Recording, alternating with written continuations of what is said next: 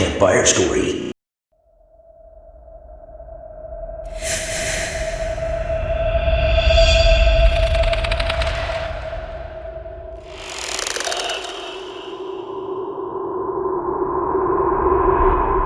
When I was a kid, I was on this show called Jerry's Place. The show has basically been erased from the public consciousness. So don't rack your brain if you can't remember it.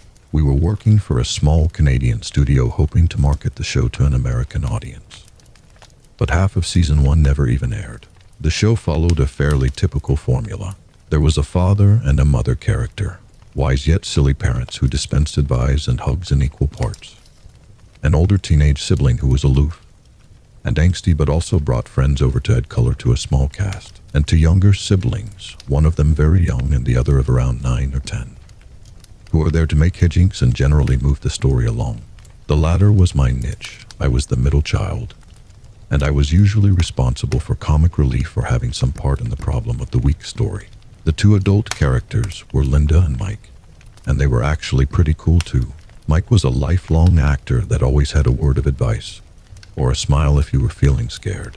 As someone who grew up without a father, Mike was the person I used as a model for what a man should be, though it's probably become intertwined with his character on the show to a certain degree. Linda was great too, a mom with kids of her own who was always looking after us when we weren't shooting on set, and making sure that we got enough to eat. My own mother was working 2 jobs to keep the lights on at home, so there were evenings when I would join Linda and her family for dinner until my mom could pick me up. Linda and Mike were almost like surrogate parents for me during that year of my life. And Rachel and Mark became almost like adopted siblings.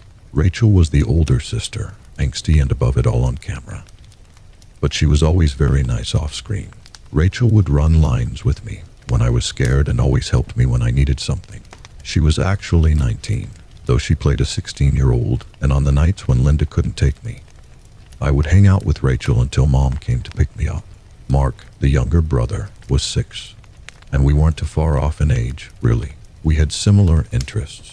We would sit around between scenes and talk about Ninja Turtles or Power Rangers or play Game Boy together. In many ways, those 5 people became family to me for that year and a half of my life. It makes the rest of this story all the harder to tell. It was a typical day of shooting. We had finished what would have been season 1 and were shooting some scenes for season 2. The network had been pleased with our viewership so far, so a second season seemed to be in the cards. With the second season, though, came a live studio audience. This was the 90s, and live studio audiences were all the rage. The first season had been live a few times for special episodes, but this season would have a live audience throughout. The presence of an audience was a bit distracting, and often led to Mark and I playing it up a little to get their attention. We had been asked to ignore them, but we were young, and the laughter of adults meant a lot to us. We were on episode 6 of season 2 when they brought in a very different audience. I remember it perfectly. The event gouged into my mind surgically. We were setting up for the opening scene when the stage door opened, and a crowd of people filled in. There were about 20 of them. Our audiences tended to be slow, and I can remember not seeing any children or strollers as they filled into the dark rows of seats. Usually, they brought the house lights up for this, allowing us to see the audience. But today the crowd sat in shadow. Mark whispered to me about it, saying they looked a little creepy all huddled up in the dark. But I told him it was probably just something new the director was doing to make us ignore them. We set up for the shot, and I felt myself looking out to the crowd out of the corner of my eye. It wasn't that dark out there, not really, but the whole audience sat in a small sea of darkness that seemed to crowd around them. They didn't talk, they didn't shuffle. They just hunched there and waited for us to begin. We rolled the opening Jerry's Place is filmed before a live studio audience, and began. As Mike came on stage, the titular Jerry, I had expected the crowd to clap as they usually did when a character came on scene. They didn't, though. They just sat there and waited. The director looked back at them, but shrugged and whispered something to his assistant. Mike looked out at the audience strangely too, but he was a pro and didn't let it mess him up. Linda and Rachel, Megan and Bonnie on the show were watching TV as Mike walked in from the kitchen and delivered his lines. They cued Mark and I to run downstairs and begin the show's problem, a broken toy that was important to me. By the end of the show, Mark would have saved enough money to buy me a new one, and I would learn a lesson about sharing. and everyone at home would feel warm and fuzzy as my brother. And I hugged it out. At least that's how it should have gone. I came downstairs yelling about my toy, a model airplane, and Mark was right behind me in typical little brother fashion. Mike looked at the plane and asked if I couldn't just use it like this. I hit my mark and prepared to deliver my character's catchphrase. Catchphrases were prominent in the 90 seconds. They were also very marketable, and my catchphrase was supposed to elicit laughs from the audience. Until then, they had just been sitting quietly. I wish they had stayed quiet. Play with a broken toy. That's gonna be a deal breaker for me, Pops, I said, looking at the audience as I did so. That's when they started to laugh. I was expecting a chuckle, maybe even a full-fledged laugh or two. But the audience emitted that hearty, canned laughter that you hear on sitcoms when a real audience might be too much. Mike started to give his next line, but the audience just kept laughing. I looked at them, my face still holding that mischievous smile that it always did after my catchphrase, and saw that the shadowy crowd was laughing and heaving in unison. The shadowy mod was hitching and chuckling as one being. And as I watched, I felt my smile faltering. Mike tried to give his next line again, but the laughter overtopped him. The director said something to his assistant, and the man brought out cardboard cards that read "Quiet, please." He held them high, right in front of the audience. But the audience just kept laughing. Their laughter had begun to sound sick. The longer they laughed, the more painful and crazed it began to sound. Someone in the crowd was clearly choking, but they continued to laugh through it. The laughter never rose or fell in volume, just the mad canned laughter I would become so familiar with later in life. It was emotionless and inhuman, and it just continued to pour out of them as they sat huddled in the shadows. The assistant shouted at the crowd then, the director calling for the cameras to be cut. One of the cameramen, I can't remember his name, but he was always kind of a joker, turned his camera to film the crowd. Maybe he thought it would be great for a gag reel or something. Perhaps he thought the studio was playing a joke on us. But whatever he was thinking, he had an excellent seat for what happened next. When the assistant's shouts failed to gain their attention, he walked into the seats and started yelling at the crowd. That was when his angry shouts turned into underwhelmed laughs, and he just started chuckling. The director turned and started shouting at the crowd to be quiet even as he shouted at his assistant to come down. By this point, we had all started milling about close to our mark so we could start again. I couldn't help but notice Rachel and Linda on the couch and how Linda had a protective arm around Rachel. They looked scared, and despite being trained to stay close to our marks, I went over and sat with them, wanting to be in that protective bubble. A stagehand had gone into the audience to get the assistant back, but now he was sitting and chuckling right along with the rest. It was that same canned laughter, but it sounded like lunatics now. They were consistent, unchanging in pitch or fervor, and it was all becoming too spooky for me. Mark came to sit beside me as well, and I wrapped a brotherly arm around him just as Linda had. "I don't like this," Mark cried as big tears rolled down his cheeks. "They're scaring me." I told him that I was pretty scared too, and when Mike came up to put his hands on the back of the couch, I felt safe knowing he was there. As we sat, another stagehand went up. He grasped the first by the arm, pulling at him and trying to get him to leave. But soon he too was laughing and grinning as he took a seat next to him. The director forbade anyone else to go up after that. The crew sat huddled together on the edge of the set as they tried to figure out what this was. There seemed to be a barrier between them and us.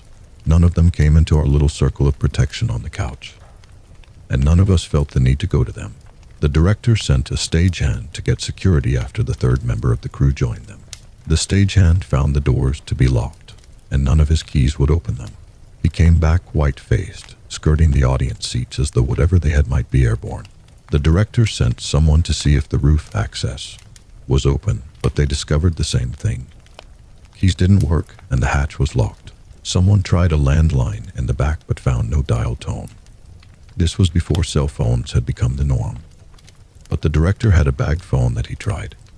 Same thing, no dial tone, and no calls would go out. And all the while, they laughed. After an hour, they were still laughing. The director and some of the crew had broken the distance and came to sit around our couch. They had brought items from the food service table over, and we all just kind of had a picnic. It would have been nice had the creepy laughing shadow people not been staring at us the whole time. As we ate, I noticed that some of the crew had stayed away and seemed to be eating on the set's outskirts. They kept looking at the crowd. Some of them were starring. And when I asked the director about them, he shook his head. One of them claims that his father is sitting in the audience. What? Mike asked, his mouth full of sandwich. He says that the man in the front row near the middle is his father. He says it can't be him because he died of lung cancer last year, but that it definitely looks like him. He says that every now and again, the laughing man will look at him and try to wave him over. He knows he shouldn't go, but he says that every time the guy waves him over, it's hard not to go. That's nuts, Linda breathes. Each of them has a story like that, the director said, for Carrie.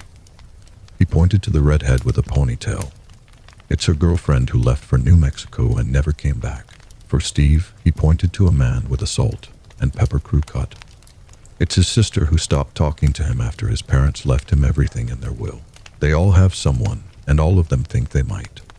But as he spoke, we saw Carrie get up and take a step towards the chuckling crowd. One of the others grabbed at her, but she shrugged them off and walked towards the crowd like someone in a dream. She embraced one of the shadow masses, and then sat next to them, chuckling and smiling as his butt pressed the seat. After Steve left too, the director decided to take action. He told one of the hands near us to turn up the house light. He wanted lights on the crowd so we could see who they were. Maybe they would stop laughing if their cover was blown, and this could all be over, and we could all get back to work. He still seemed to think that this might be a prank, though not a very funny one, and wanted an end to it already. Some of the stage hands went to get things set up, but we all kept looking at that quietly chuckling behemoth. Mark had fallen asleep somehow, and I kept my arm wrapped around him as though I might stand between him and the tide should they charge. I was still munching absent-mindedly at fruit from the food table, and I didn't notice Rachel getting up until my bowl of honeydew almost tipped over. Linda grabbed her wrist, anchoring her to the couch. But when I looked up, I could see that her eyes were big and starry. Her blonde ponytail bobbed a little as she scanned the crowd, and Linda started asking her what she was looking for. I thought I saw someone up there, someone I haven't seen in a very long. But she gasped harshly then. It's him. Oh my God, it's him. She was pulling against Linda's hand, but Linda refused to let go. Ratch, who is it? Linda asked, trying to restrain the girl as Mike moved to help. It's my dad. My dad's up there. He looks just like he did in the photo my mom has in her dresser drawer. He hasn't changed a bit. I looked at the crowd, trying to see who she was looking at but failing. Ratch, your dad died before you were born. Your mother told me about his accident. It can't be him. But it is, Rachel almost screamed, pitching her body from side to side as she tried to break free. Mike and Linda held her tightly, and I scooted closer to Mark so Mike could sit on the couch. The two of them sat there and held her as she sobbed for them to let her go. She used a lot of swear words as she thrashed about, but they refused to let her go. When she finally stopped, she sat crying into Linda's shoulder as the two of them hugged her tightly. Someone yelled down from the catwalk then, and the stage was suddenly awash with light. The overheads were unbearably bright, and as they all lit at once, I remember tinting my eyes with my hand. So they didn't blind me. We had used them for beach scenes a few times when rain caused us to not shoot on location. And I can remember thinking that they were so much brighter than the real sun. They lit up every corner of the set, but as I squinted at the seats, I realized I'd been wrong. Every corner but that one, it seemed.